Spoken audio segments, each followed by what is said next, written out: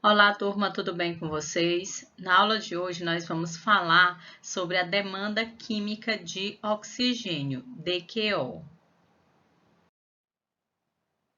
Bom, o cálculo da demanda química de oxigênio pode ser realizado por diversos métodos. Então, os principais métodos são o colorimétrico e o titulométrico.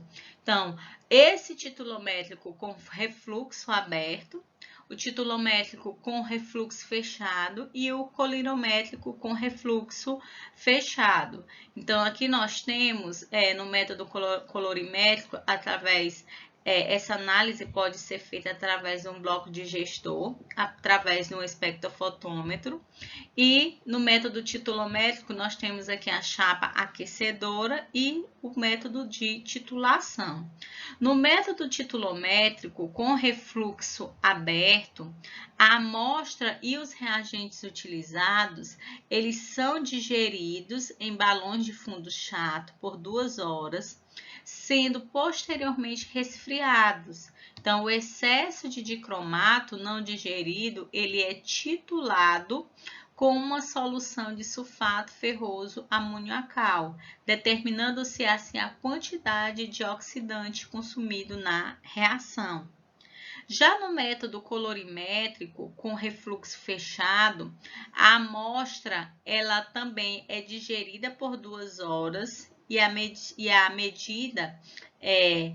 medida a absorção do dicromato residual utilizando um espectrofotômetro no comprimento de onda de 600 nanômetros. Então, nessa técnica, o íon dicromato, que oxida a matéria orgânica da amostra, muda o estado de cromo hexavalente para o estado de cromo trivalente. Então, ambas as espécies de cromo são coloridas e absorvidas na região visível do espectro. Porém, o íon dicromato ele é fortemente absorvido no comprimento de onda de 400 nanômetros, no qual a absorção do íon cromo é muito menor.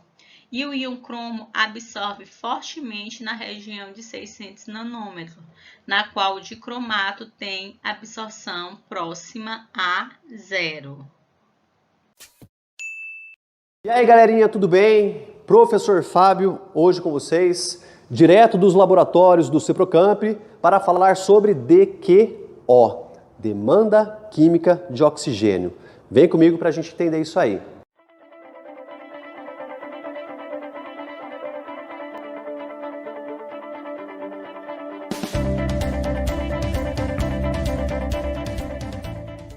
Então, o princípio da DQO consiste na digestão dos materiais oxidáveis, na presença de um oxidante forte, que nesse caso é o dicromato de potássio, em meio ácido, que nesse caso é o ácido sulfúrico, e em alta temperatura. Para isso nós usamos o bloco digestor. Nós também vamos utilizar o sulfato de mercúrio, que ele é misturado junto com o dicromato de potássio. A função do sulfato de mercúrio é capturar cloretos, precipitá-los para não interferir no consumo do dicromato de potássio. E nós também vamos usar sulfato de prata como um catalisador para acelerar ainda mais a reação. Nós vamos colocar essas substâncias dentro de tubos de ensaio com tampa rosqueável que são próprios para a DQO. Nós vamos também criar um padrão de cores utilizando o biftalato de potássio. O biftalato de potássio nessa nossa análise serve para a construção da curva de calibração. Então eu vou fabricar soluções nas concentrações que irão de 0 a 500 mg por litro de oxigênio. Isso quer dizer que nós teremos uma DQO equivalente a valores que vão entre 0 e 500 mg. E quem vai criar essa DQO artificial para nós é o biftalato de potássio.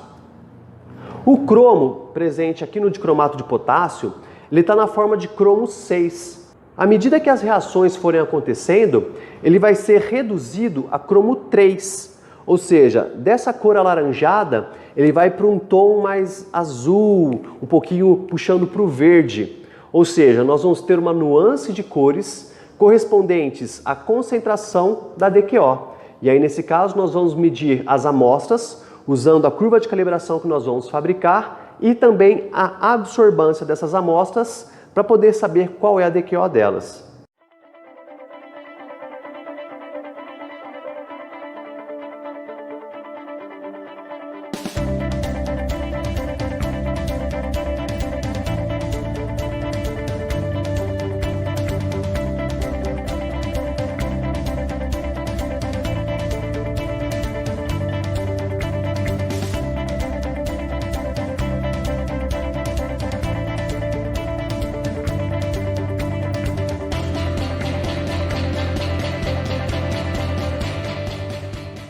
Agora que nós terminamos de fazer as diluições, então, nós vamos transferir esses volumes para os respectivos tubos de DQO.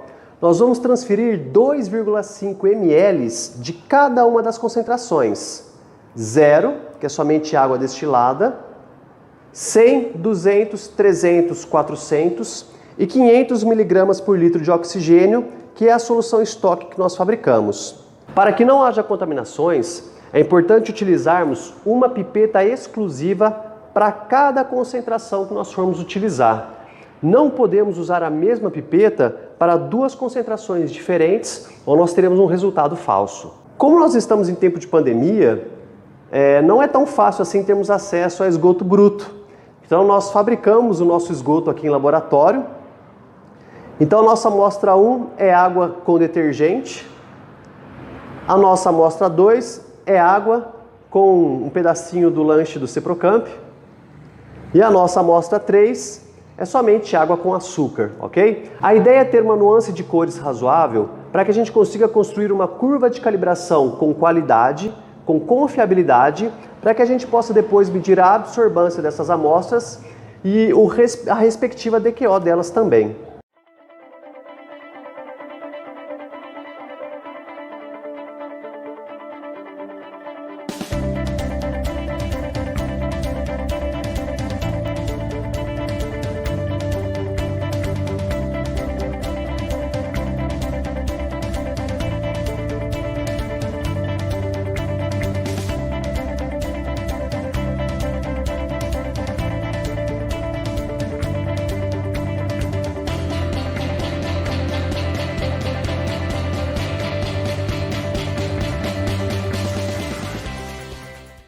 Agora que nós preenchemos os tubos de ensaio com 2,5 ml das diluições e também com 2,5 ml das amostras, nós vamos levar à estante com os tubos de ensaio para a capela para adicionarmos 1,5 ml da solução de digestão e 3,5 ml da solução concentrada de ácido sulfúrico. Isso tem que ser realizado em capela, pois assim que o ácido sulfúrico entrar em contato com a água, vai dar início a uma reação exotérmica. Então nós vamos ter a liberação de vapores que podem ser muito tóxicos, nós vamos ter a liberação de vapores quentes, que quando inalado podem causar algum tipo de prejuízo ao nosso trato respiratório.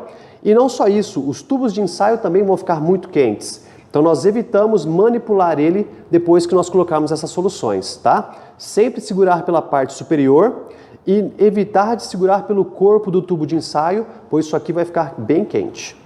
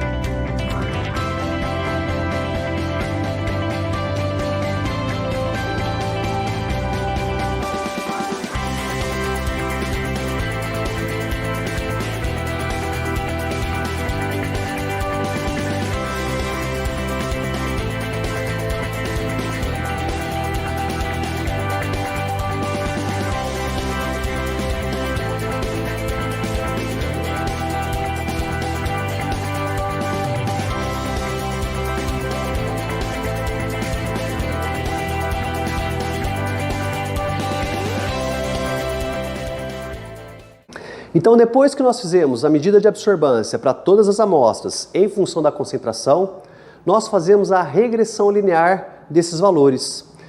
Eu utilizei uma calculadora científica e já fiz a regressão linear.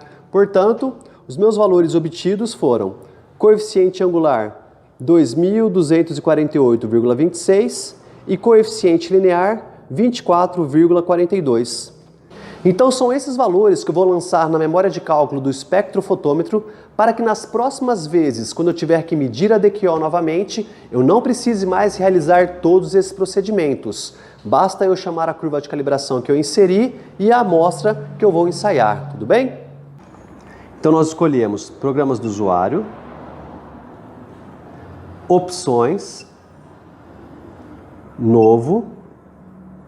Ele já dá um número de programa que eu posso editar se eu quiser. Ele pede um nome para o programa, eu vou chamar de DQO. 1, para não confundir com a outra curva de DQO que já tem lá. Como nós usamos apenas 600 nanômetros, nós vamos deixar selecionada essa primeira opção, comprimento de onda simples. E agora eu edito todos os parâmetros da curva de calibração que eu acabei de criar. O nome, posso editar as unidades de medida, se eu não quiser miligramas por litro, existem outras opções. A fórmula química, no caso, não convém, porque é DQO. Aqui está uma parte importante, o comprimento de onda. Nós usamos 600 nanômetros. E o mais importante de tudo, a curva de calibração. Então nós temos que inserir o coeficiente linear e o coeficiente angular. Percebam que o valorzinho chamado de B é quem multiplica a absorbância. Então esse é o meu coeficiente angular. Já o valorzinho chamado de A não multiplica ninguém. Então este é o meu coeficiente linear, tá bom? Não se esqueçam disso, porque cada calculadora e cada programa de computador pode dar um nome diferente para B ou A, ok? Vamos começar então pelo coeficiente linear, cujo valor foi de 24,42. E agora o coeficiente angular, cujo valor foi de 2.248,26. Ok. Ok de novo e pronto. Vou sair, salvar o meu programa. E a curva de calibração agora está devidamente inserida no meu espectrofotômetro. A DQO ela é uma análise muito sensível. Então sempre que você mudar um reagente, sempre que você mudar um equipamento, sempre que mudar muito a condição de análise, é muito interessante que você repita novamente o procedimento, faça uma nova curva de calibração para que os seus resultados possam ser os mais precisos possíveis. Então, galerinha, é isso aí. Espero que você tenha gostado da aula, entendido os conceitos teóricos e os conceitos práticos de DQO. Se ficou alguma dúvida, deixa um comentário aí. Eu não sou de ficar pedindo essas coisas, mas se puder deixar um joinha também, vai ajudar bastante a gente, incentiva bastante a gente a continuar produzindo conteúdos, beleza? Por hoje é só então, um abraço, um beijo e um queijo e até a nossa próxima aula.